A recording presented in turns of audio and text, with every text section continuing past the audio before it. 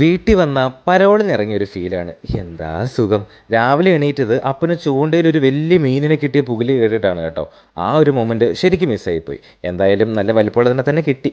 ഇനിയുണ്ടല്ലോ നമുക്ക് കശുവണ്ടി പെറുക്കാൻ വേണ്ടി പോയാലോ. നമ്മൾ പണിക്കാരെയും കൂട്ടിയിട്ടാണ് കേട്ടോ പോകുന്നത്. കശുവണ്ടി സീസണായ ഇതൊരു മെയിൻ പരിപാടി തന്നെയാണ് കേട്ടോ. ഇന്നാണ് ശരിക്കും അടുത്തേ. കുറേ നാളുകൾക്ക് ശേഷം നല്ലോണം ഒന്ന് വേർത്തെന്ന് തന്നെ വേണേൽ പറയാം. അങ്ങനെ ഒരു ലൈമൊക്കെ കുടിച്ച് തിരിച്ച് വീട്ടിലെത്തിയ പാടെ ഇറച്ചി മേടിക്കാൻ വേണ്ടി പോയി. നാട്ടിലൂടെ നമ്മുടെ വണ്ടിയിൽ ഇങ്ങനെ പോകുമ്പോൾ എന്തെന്നില്ലാത്തൊരു സന്തോഷമാണ്. എല്ലാം നിർത്തി തിരിച്ച് വീട്ടിൽ വന്നിരുന്നാലോ എന്നൊക്കെ തോന്നും. നല്ല ബിരിയാണിയൊക്കെ കഴിച്ചിരിക്കുമ്പോഴാണ് നമ്മുടെ കുളത്തിലെ മീൻ കുഞ്ഞുങ്ങളെ മേടിക്കാൻ വേണ്ടിയിട്ട് 2 പേര് വന്നത്. ഇതിനെ എണ്ണിക്കൊടുക്കുന്നത് ഒരു ടാസ്ക് ആയിരുന്നു കേട്ടോ. ഒരു 700 മീൻ കുഞ്ഞുങ്ങൾ എണ്ണിക്കൊടുത്തിട്ട് തോട്ടിൽ പോയി ഒന്ന് തോട്ടിലെ ഫിഷ് സ്പാ ചെയ്യാമെന്ന് വെച്ചു. പക്ഷേ സ്നേഹ വെള്ളം മൊത്തം കലക്കി മീനുകളൊക്കെ ഓടിച്ചു ഗൈസ്. ഇങ്ങനെ ചില്ല് ചെയ്തിരിക്കുമ്പോഴാണ് അമ്മ വിളിച്ചിട്ട് പറഞ്ഞത്, എടാ ഇവിടെയുള്ള ചക്ക ഒന്ന് വെട്ടിത്തരാൻ, എന്നാൽ നമുക്ക് കുറച്ച് ചക്കപ്പഴം കഴിച്ചാലോ. ഉഫ്, എന്നാ ഒരു ടേസ്റ്റാ. തിന്ന് തിന്ന് ആൾക്കാർ എന്നോട് എത്ര മാസമായി എന്ന് ചോദിക്കാൻ തുടങ്ങിയേക്കുന്നു.